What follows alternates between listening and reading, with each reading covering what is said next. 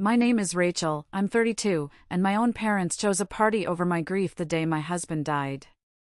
But that was just the beginning. Before I tell you how a simple child's drawing left them speechless in front of our entire family, let me know where you're watching from in the comments. It really helps to know I'm not alone in this. The sound that will haunt me forever isn't a scream or a cry. It's the dial tone. The phone felt impossibly heavy in my hand. My husband of 10 years, my Kevin, the man who sang off-key in the shower and made pancakes in the shape of dinosaurs for our daughter, was gone. A sudden, massive heart attack at 34. The doctor's words were a blur, a fog of sterile, meaningless sounds. But the silence in our house after I hung up, that was real. My 8-year-old, Lily, was looking at me, her big brown eyes wide with a question she didn't know how to ask. I knew who I had to call first. My mom and dad. You call your parents when your world ends, right? I dialed. My mom picked up on the third ring, her voice bright and loud over a din of music and laughter. Rachel, hi. Can I call you back? We're in the middle of Sophia's birthday party. My sister. Of course. Mom, I choked out, my voice a cracked whisper. It's Kevin. Mom, he's gone. He died. There was a pause. The music didn't stop. I could hear someone pop a balloon in the background. Oh. Honey, are you sure? That doesn't sound right. She wasn't asking out of disbelief, she was asking out of inconvenience. Listen, it's just really bad timing right now. Your sister's about to cut the cake. Can we talk about this tomorrow? And then I heard it. The dial tone. She had hung up. And in that moment, looking at my sweet, confused little girl, I realized something that hit me harder than Kevin's death. We were completely, utterly alone. This wasn't new, not really. It was just the most brutal version of a story I'd lived my whole life. I remember my college graduation. I was the first in our family to get a degree. I'd scanned the crowd for hours, clutching my diploma, my heart sinking with every passing minute. They finally showed up 2 hours late, smelling of paint thinner. Sophia, my perpetually aspiring artist sister, had a creative emergency and needed special canvases from a store an hour away. My once-in-a-lifetime achievement was an afterthought to her passing whim. That same feeling washed over me at Kevin's funeral. They showed up late, of course. My father, Richard, wore a golf shirt. My mother, Eleanor, complained about the traffic.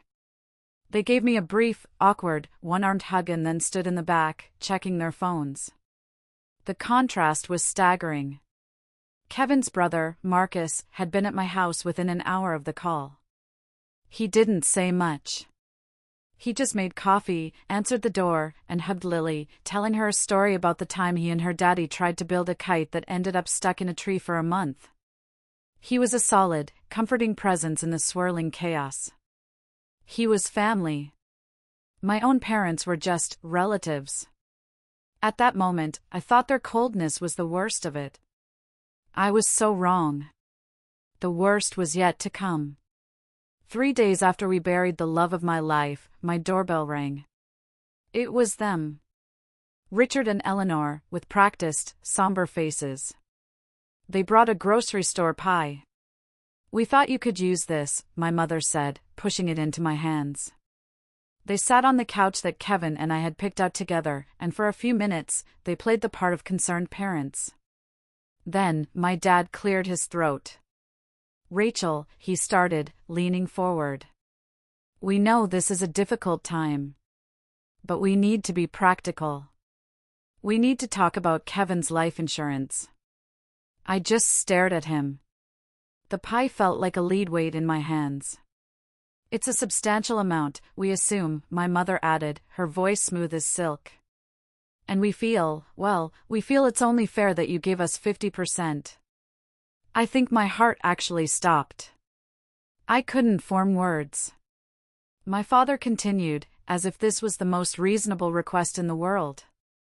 We helped you with the down payment on this house, Rachel. We've supported you. And frankly, we need to think about our retirement. Sophia's art isn't paying the bills, you know. This would secure all of us. I finally found my voice. It came out low and dangerous. Fair? You want to talk about fair? Where was fair when I called you, sobbing, to tell you my husband was dead, and you chose a party? A hot flash crawled up my neck. Where was fair at his funeral, Dad? Was that a golf shirt you were wearing? My dad's face turned red. Don't you use that tone with me. We're your parents. We deserve respect. And we deserve our share. My mother chimed in, he would have wanted us to be taken care of. Get out, I whispered. What? Get out of my house. I screamed it. The pie was still in my hands. I wanted to throw it. My father stood up, his face a mask of fury. This isn't over. You're being selfish and hysterical. We'll settle this, Rachel. We'll call a family meeting. Everyone will hear how you're treating us after everything we've done for you. He was threatening me. With my own family. And as the door slammed behind them, I knew they would do it. The next few days were a special kind of hell. I felt like I was bracing for a hurricane. One night, unable to sleep, I went into Kevin's home office. I just wanted to be in his space.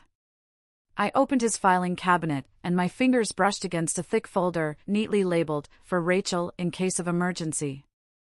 My hands trembled as I opened it. Inside wasn't just the life insurance policy. It was a set of legal documents establishing something called an irrevocable trust in Lily's name. Kevin had put every single penny of the insurance payout into it, with me as the sole trustee. It was legally untouchable by anyone else. Tucked inside was a letter in his familiar scrawl. My love, it began. If you're reading this, the worst has happened. But I need you to know I've got you and Lily. I've always known how your parents are. I'm sorry, but I had to protect you from them. This money is for Lily's future, for your peace of mind. Don't let them bully you. Your love was the only inheritance I ever cared about. Tears streamed down my face, but for the first time in weeks, they weren't tears of grief. They were tears of strength. He had known. He had protected us, even from beyond the grave. That evening, as I was sorting through the papers at the kitchen table, Lily was at the other end, drawing quietly. I was so wrapped up in my own whirlwind of emotions, I barely noticed. What are you drawing, sweetie? I asked, my voice distracted. A picture about family, she said, not looking up. That's beautiful, honey, I murmured, assuming it was her way of processing her grief. I had no idea she was forging our most powerful weapon. The family meeting was held in my parents' stuffy, over-decorated living room. It was an ambush. My aunts, uncles, cousins. A jury of people who had only ever heard my parents' side of the story. My father stood before them like a prosecuting attorney, detailing their sacrifices. My mother wept crocodile tears about their financial fears. My Aunt Carol, my mom's sister, was the most vocal. Rachel, I'm disappointed in you, she said, shaking her head. Your parents deserve security. You're being incredibly ungrateful. The weight of their judgment was crushing. I felt small, cornered.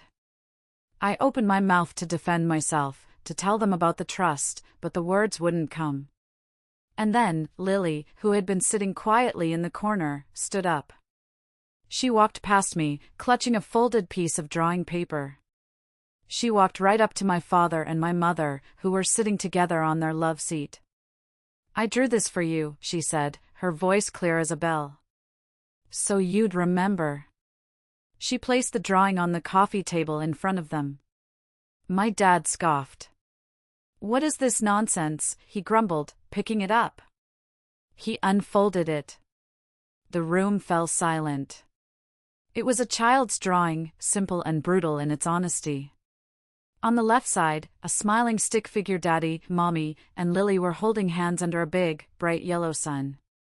On the right side, two other stick figures, clearly my parents, standing next to a birthday cake and balloons.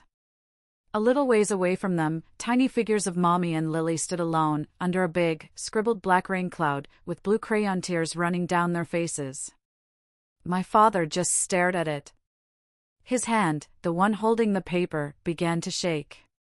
My mother leaned in, and a strangled gasp escaped her lips. This was my moment. I knelt beside Lily, my arm wrapped protectively around her shoulder. My voice was no longer weak. It was steel. "That isn't nonsense, Dad," I said, looking him straight in the eye.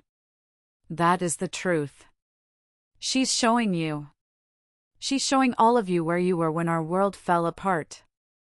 The air went out of the room. Aunt Carol's mouth hung open. The smugness on my father's face crumbled, replaced by a pale, horrified shock. My mother just stared at the drawing, her face white. For the first time, they had been forced to see their own reflection in the eyes of an innocent child, and it was hideous.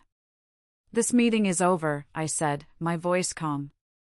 I stood up, taking Lily's hand. I didn't need to mention the trust. The money was irrelevant now. I looked at my parents, one last time.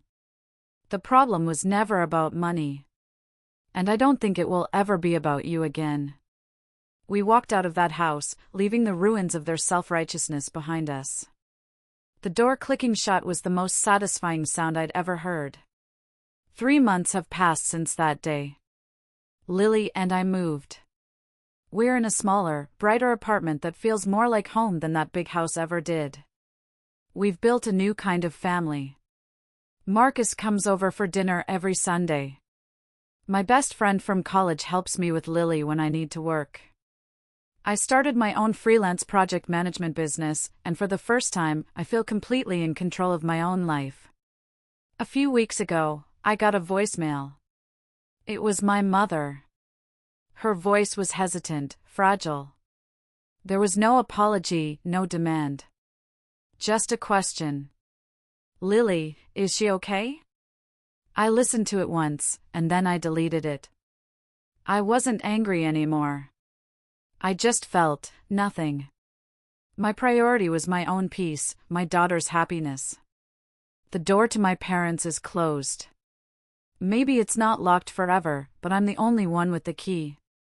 Last night, I hung Lily's drawing on our new living room wall. It's a reminder. Not of their betrayal, but of our survival. And next to it, I'm going to have Lily draw a new picture, the two of us, with Marcus and our friends, all planting a tree together. Because Kevin was right. Love is the only inheritance that matters. And we've learned that family isn't the one you're born into. It's the one you build. It's the people who show up. Thank you all so much for listening to my story. It wasn't easy to share, but it feels important. My question for you is, what do you believe truly defines a family? Let me know your thoughts in the comments below. And if my story resonated with you, please consider liking this video and subscribing for more. You're not alone.